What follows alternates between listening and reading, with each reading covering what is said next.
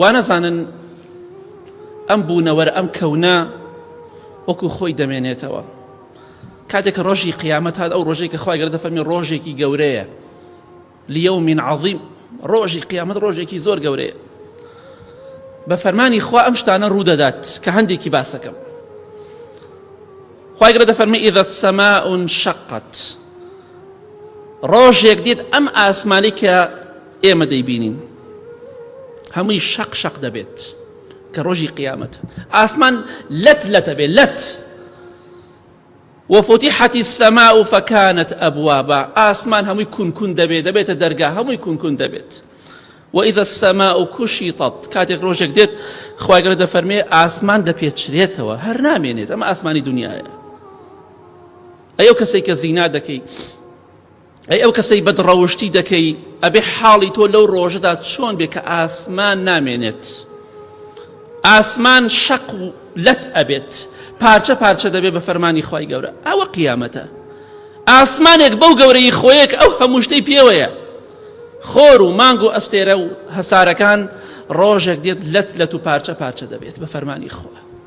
ئەبێ حاڵی زیناکەر و خراپەکارەکان لەو ڕۆژات چۆن بێ. بۆیە ئەمڕۆ بگەڕێرەوە بۆ لای خوا و پەشیمان بەرەو لە گوناح و لە تاوانەکانت. بەڵێ ڕۆژی قیامەت ئەوەندە سەختە. خوای گەورە دەفەرمێ ئیذا الشەمس کوویڕەت، ڕۆژێک دێتە پێشەوە کە ڕۆژی قیامەتە، خۆر ڕووناکی نامێنێت،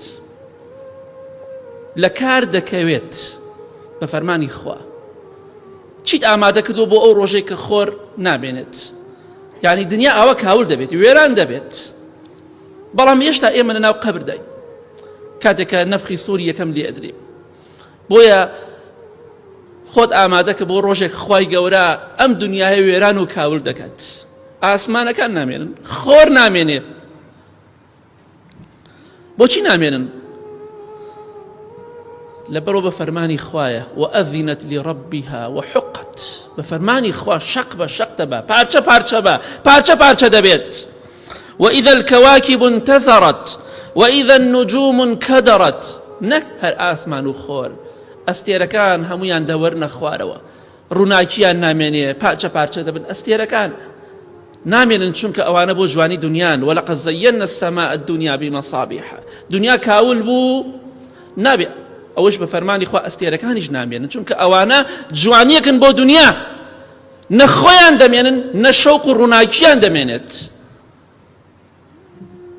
بەڵێ خۆشەویستان، کەواتە پێویستە بۆ ئەو ڕۆژە خۆت ئامادەکەی. خوای گەورە ئەوەندە تووڕەیە لە بوونەوەر لە مەخلوقات.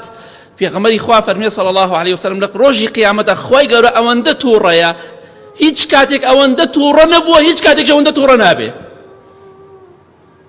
کەواتە خۆت ئامادە کە بۆ ئەو ڕۆژەی کە خوار تووڕەیە لە مەخلوقات، لە بوونەوەر، لە دروستکراوەکانی خۆی تووڕەیە. ئەو ڕۆژەی کە ئەستێرەکان لە کار دەکەون و دەکەونە خوارەوە، چیت بۆ ڕۆژە ئامادە کردووە؟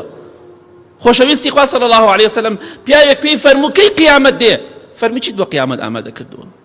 گرنگ ئەو نییە کەی دێ، گرنگ ئەوەی تۆ چیت بۆ ئامادە کردووە.